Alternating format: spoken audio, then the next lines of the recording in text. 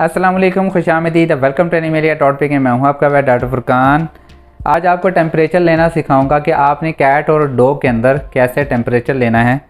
दोनों के अंदर रेक्टम से टेम्परेचर लेते हैं और कैट्स का नॉर्मल टेम्परेचर 1012 to 102.5 होता है और डॉग्स का भी आलमोस्ट इतना ही होता है।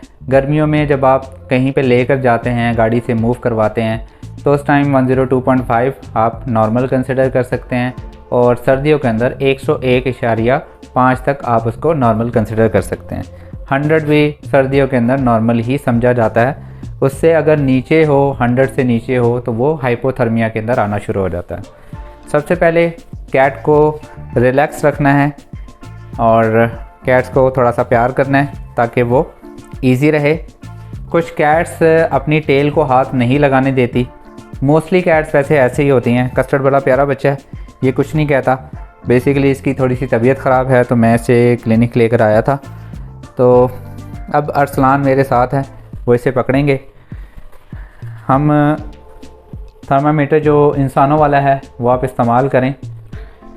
सबसे पहले तो आपने थर्मामीटर को पैराफिन के अंदर डिबो के उसको बिल्कुल नरम कर लेना है ताकि फ्रिक्शन ज़्यादा ना हो। ये बेसिकली मॉइस्चर टाइप होता है, इससे कैट्स को पेन नहीं होता।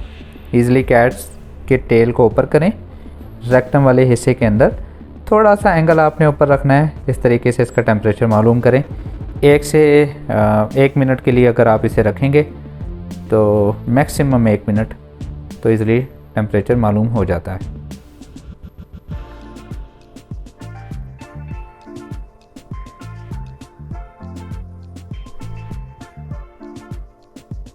कस्टू का टेम्परेचर 101.8 डिग्री है।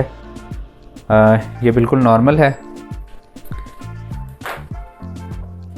बाज़ औक़ात ऐसे होता है कि जब कोई हाइपोथर्मिया का कोई मसला हो, टेम्परेचर बहुत कम हो या ज़्यादा हो, तो आप इजीली डिटेक्ट कर सकते हैं। कुछ लोग जो बहुत ज़्यादा चालाक होते हैं वो कहते हैं कि ये कान इसके गर्म है तो टेम्परेचर बहुत ज़्यादा है। हमारा टेम्परेचर नॉर्मल 98.6 होता है, कैट्स का 102 तक होता है। तो जब हम इसे हाथ लगाते हैं तो हमें ये थोड़ा सा गर्म महसूस होते हैं, तो लोग समझते हैं कि इससे टेम्परेचर हो गया। तो कोशिश किया करें कि फ़िज़िकली टेम्परेचर ख़ुद से मालूम किया करें, फिर डॉक्टर से कंसल्ट किया करें। लोगों को टेम्परेचर का पता ही नहीं होता कि नॉर्मल टेम्परेचर क्या है। पूछ रहे होते हैं कि 3-4 दिन से खाना नहीं खाया। हर टेम्परेचर बहुत ज़्यादा मैटर करता है।